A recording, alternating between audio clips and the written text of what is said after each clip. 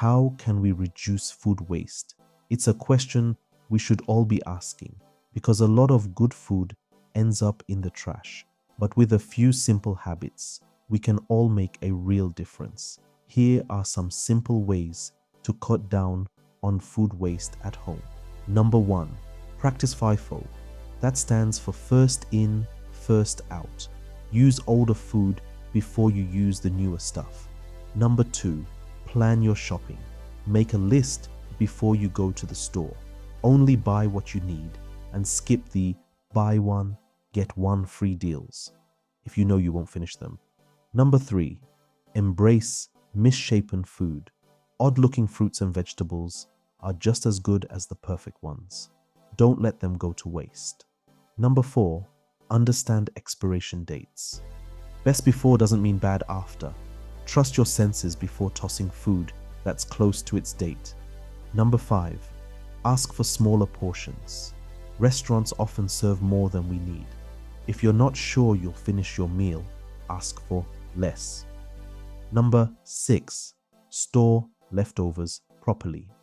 Leftovers don't belong in the bin. With proper storage, they can be saved and enjoyed later. Number 7, check your fridge regularly. It's easy for food to get lost and forgotten. Keep your fridge organized so nothing goes to waste. And number 8, be mindful of sales. Don't buy extra just because it's on sale. Only grab what you know you'll use. Reducing food waste isn't just about what we do at home. It's also about larger systems and smarter solutions. For example, better storage, harvesting, and transport can prevent food from spoiling before it reaches stores. Farmers can sell imperfect produce at lower prices instead of throwing it away. Businesses and households can donate extra food to organizations that help feed those in need. And food that can't be eaten, it can still be turned into compost, animal feed, or even energy. Food takes a long journey from the farm to our tables.